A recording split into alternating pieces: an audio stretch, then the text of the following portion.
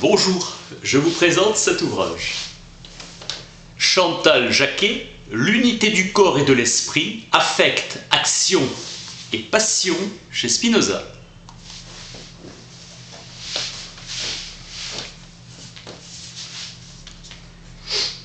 Antonio Damasio voit en Spinoza le précurseur de la neurobiologie moderne. Spinoza avait raison. Il a traité de sujets qui me préoccupent en tant que scientifique. La nature des sentiments et des émotions ainsi que la relation de l'esprit avec le corps. Point de vue partagé par Changeux. Il souligne la parenté entre sa démarche et celle de l'auteur de l'éthique. Changeux se réfère à Spinoza pour cautionner l'idée d'un primat du cerveau sur l'esprit.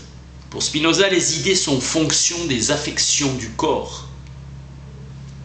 Spinoza précurseur. Pour Descartes, l'homme est composé en deux substances, l'âme ou substance pensante et le corps ou substance étendue.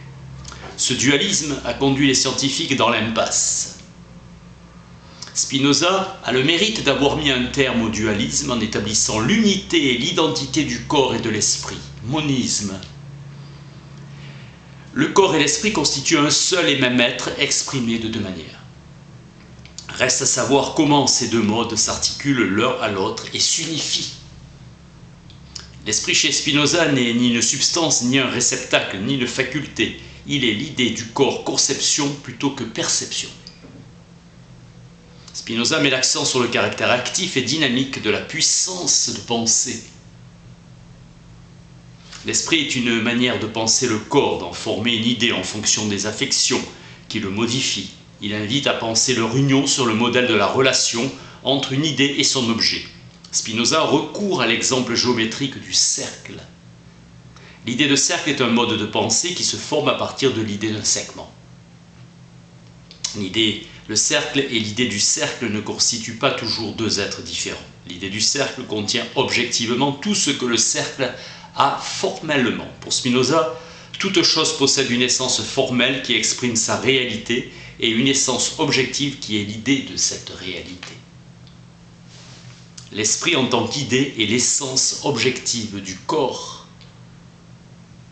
Il comprend à titre d'objet de pensée tout ce que l'essence du corps comprend formellement. Une idée exprime les propriétés de son objet sans avoir pour autant les mêmes propriétés que lui. Union de l'esprit et du corps chez Spinoza. Dans la doctrine du parallélisme, l'idée d'unité n'est pas restituée, Leibniz. L'âme avec ses fonctions est quelque chose de distinct de la matière. L'erreur la plus fréquemment commise consiste dans l'écart entre ce que l'homme pense et ce qu'il dit ou écrit. L'erreur manifeste une distorsion entre les idées et les mots. Les idées sont des phénomènes mentaux tandis que les mots sont des phénomènes physiques. L'essence des mots est constituée de mouvements corporels qui n'enveloppent pas le concept de la pensée. L'esprit pense vrai, mais le corps, par sa bouche ou sa main, exprime autre chose. En réalité, nul ne se trompe jamais. Nous confondons un signifiant avec un signifié. La controverse chez Spinoza, c'est que les hommes n'expliquent pas correctement leur pensée ou interprètent mal la pensée d'autrui. Écart entre le corps et l'esprit, leur unité n'a rien à voir avec une identité stricte. Le corps ne se trompe pas, il exprime dans un registre différent la même chose que l'esprit. La divergence d'expression ne contredit pas l'unité psycholo-physique, mais la révèle dans toute son ampleur et sa complexité.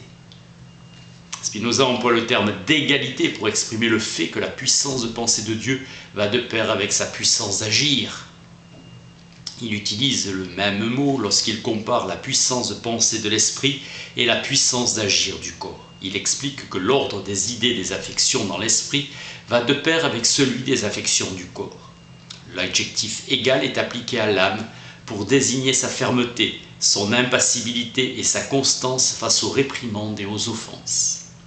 La constance est la continuité de la puissance de l'âme en dépit des variations et différences de situation. L'égalité, chez Spinoza, est un concept relatif qui n'exclut pas nécessairement l'existence d'inégalités réelles.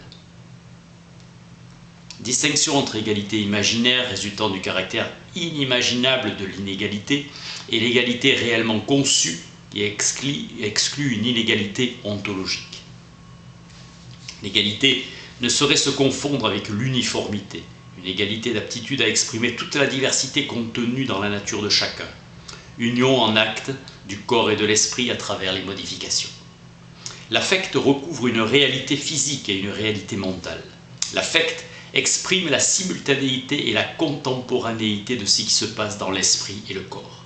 La passion est une réalité physique quant à sa cause et mentale quant à ses effets. Le concept d'affect est plus large que celui de passion car il englobe les actions. Spinoza ne loue pas Descartes pour la puissance de son entendement, mais pour l'acuité de son ingénium, génie, qui renvoie à l'idée du tempérament ou de complexion des êtres. L'ingénium désigne les traits caractéristiques durables liés aux habitudes de pensée, au mode de vie, à l'histoire, qui font reconnaître un individu ou un peuple en le distinguant des autres.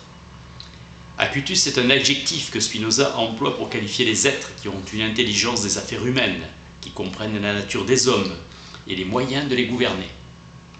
Descartes s'emploie à rechercher les causes qui agissent sur l'âme dans la passion. Spinoza revendique un traitement des passions de manière géométrique. Il ne partage pas l'idée que les passions ont une finalité, rupture, au sein de l'institution de la nature. Il admet, comme Descartes, le principe d'un dénombrement et d'une déduction des affects complexes à partir d'affects primitifs. Descartes explique en physicien, reconnaît que les passions sont partie intégrante de la nature. Il recherche les causes qui agissent sur l'âme dans la passion. Spinoza se pose en géomètre qui, pour résoudre un problème, a recours à des lignes comme Pappus au IIIe siècle, collection. 3 problèmes, les plans, les solides et les linéaires. Les affects sont ramenés à la première dimension, le désir, la joie, la tristesse, ligne. L'amour et la haine composent la joie et la tristesse avec l'idée d'une cause extérieure, sont une deuxième dimension, le plan. Identifier les affects avec une certitude absolue qui correspond au corps est la 3e dimension. La combinaison des affects peut indéfiniment se poursuivre et se complexifier, plus de dimensions. Le projet de fonder une science des passions fait de Descartes un précurseur, car il a rompu avec l'attitude commune qui fait de la passion un phénomène irrationnel et contre nature. Il a bien posé le problème, mais n'a pas su le résoudre. Pour Descartes, les passions sont des perceptions de l'âme, 2 causes, l'âme et le corps. Les passions ont pour cause une action du corps. Action et passion, même changement, dénomination différente. La passion de l'âme est une action du corps. Elle est une réalité physique quant à sa cause. Les passions de l'âme sont causées par le mouvement des esprits animaux. Spinoza admet que les passions sont des sentiments, mais pas le mouvement des esprits. Spinoza distingue les actions et les passions, affect, concept plus général. Les actions sont les affects dont nous sommes cause adéquate, totale. Les passions sont les affects dont nous sommes cause inadéquate, partielle. Action, passion. Impliquant des causes extérieures. Il n'admet pas que les passions soient causées par le corps. Le corps et l'esprit sont une seule et même chose qui s'explique différemment. Ni le corps ne peut déterminer l'esprit à penser, ni l'esprit détermine le corps au mouvement, ni au repos. Les passions ne dépendent pas du corps, mais des idées inadéquates, tandis que les actions naissent des idées adéquates. Expliquer la passion, c'est comprendre la formation d'idées inadéquates. Descartes a cru que l'esprit avait sur ses actions une absolue puissance.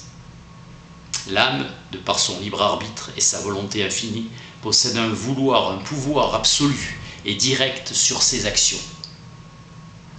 L'interaction entre l'âme et le corps se faisant par l'intermédiaire de la glande pinéale, cerveau. Pour Spinoza, cet empire n'est jamais absolu. L'empire est un empire de l'âme sur elle-même, connaissance exacte de la puissance de l'esprit dans la détermination de ce qu'il peut faire et ne pas faire. Il ne peut pas faire qu'il n'ait aucune passion. Il peut faire que tout affect passif cesse de l'être grâce au pouvoir de comprendre. Connaissance exacte de la puissance de l'esprit, confrontation de la nature de l'homme et de la nature tout entière. Il importe de disposer d'une idée adéquate de la nature et des limites du pouvoir de l'esprit qui servent de normes et permettent de départager le vrai du faux. Spinoza rompt avec Descartes et fonde une nouvelle science des affects. La bonne définition d'une chose créée ou mode doit 1. Exprimer l'essence intime de la chose, 2. Comprendre sa cause prochaine, 3. La définition doit être telle que toutes les propriétés de la chose puissent en être conclues. Affect envoie à causalité adéquate, action adéquate. Affect envoie à causalité adéquate qui envoie à action. Au contraire, affect à causalité inadéquate envoie à passion. La crainte est un affect dérivé de la tristesse. Nul ne peut être connu que par ses œuvres. La béatitude s'obtient par la charité, la joie, la paix, la patience, la bienveillance, la bonté, la bonne foi, la douceur et la maîtrise de soi. Spinoza précise que l'Esprit Saint ne porte témoignage que pour les œuvres bonnes. L'Esprit Saint est la paix de l'âme que les actions bonnes font naître dans l'esprit. Spinoza rompt avec la pensée scolastique pour concevoir les idées de manière active et dynamique. Le concept est une action de l'esprit, système vers une conception plus dynamique de la puissance d'agir, caractère novateur du vocabulaire. Spinoza l'enrichit d'une signification originale. Le concept s'applique à l'État comme à l'homme. L'esprit, chose pensante, forme un concept des affections de son corps. La définition finale restreint l'affect à son seul aspect mental. Il se démarque de Descartes, car il exclut l'admiration et restreint le domaine des affects, plus large que sensation. Aux seules affections qui augmentent ou diminuent, aident ou contrarient la puissance d'agir. La puissance d'agir est l'aptitude plus ou moins grande à produire des effets qui dépendent du corps seul, sans le concours des causes extérieures. Une affection qui augmente la puissance d'agir du corps est l'affect qui exprime un accroissement de perfection. La joie, par exemple. La tristesse, au contraire, la diminue, car c'est une moins grande perfection, couple de contraires. Les affects qui aident, secondent ou assistent, au contraire ceux qui enferment, contiennent ou répriment, empêchent. Bon contre mauvais, aider et augmenter contre diminuer, contrarier, puissance d'agir. L'envie et la haine même, autrement dit la tristesse ou la puissance d'agir de l'homme, se trouvent contrariées. La joie aide. Hostile contre amical, amour pour celui qui fait du bien à autrui, plus de puissance à agir. La joie naît du bonheur de la chose aimée et la tristesse de la chose honnie. L'affect est l'idée d'une affection du corps, glissement de la connaissance à la conscience. L'esprit est conscient de son effort pour persévérer dans l'être. Il est conscient de soi à travers les idées des affections du corps. L'esprit se connaît lui-même. Joie, tristesse, passage de l'homme d'une moindre perfection à une plus grande perfection. L'humilité est une tristesse qui naît de ce qu'un homme contemple son impuissance ou faiblesse. L'orgueil se rapporte à l'homme même qui fait de soi plus d'état qu'il n'est juste. L'orgueilleux raconte ses hauts faits, mais ne se fait pas l'étalage de ses forces corporelles ou spirituelles. L'orgueilleux est celui qui glorifie trop. L'humble est celui qui rougit plus souvent qu'il confesse ses vices, parle des vertus des autres et marche tête baissée. L'orgueil n'est pas le contraire de l'humilité, mais de la bassesse. Joie et tristesse impliquent à la fois le corps et l'esprit. Mais l'aspect mental est le principal. L'allégresse augmente la puissance d'agir du corps. Les décrets de l'esprit ne sont rien d'autre que les appétits eux-mêmes et varient en fonction de l'état du corps. L'amour envers Dieu est temporel et temporaire. Il meurt avec le corps. L'amour intellectuel est atemporel et éternel. Il demeure avec l'esprit. Spinoza conçoit une égalité de la puissance de penser et d'agir qui consiste à affirmer le primat de l'esprit en faisant du corps l'objet premier de la connaissance.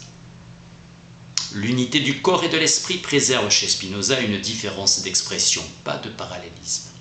L'égalité joue un rôle décisif car il permet de concilier l'un et le multiple et exprime le rapport entre les diverses expressions ramenées à l'étalon commun de la même chose. L'entendement spinoziste est la puissance du vrai. Reflet instantané de la puissance d'agir de l'homme, Les affects témoignent des variations de la plus ou moins grande perfection en fonction du caractère adéquat ou inadéquat de la cause qui les produit. La perfection humaine se manifeste au plus haut point à travers les affects actifs fondés sur la raison et la science intuitive. Elle s'amenuise au contraire en fonction de la faiblesse des aptitudes corporelles, qui trouve son acmé dans la mort. La mort sonne le glas des affections du corps. La fermeté et la générosité constituent la clé de voûte de la liberté spinoziste. Alain, il y a de l'éternel en chacun. Le sage comprendra que durant les moments de puissance, il est hautement lui.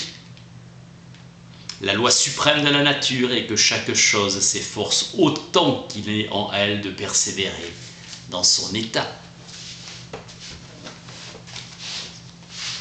Chantal Jacquet, l'unité du corps et de l'esprit, affect, action et passion chez Baruch Spinoza.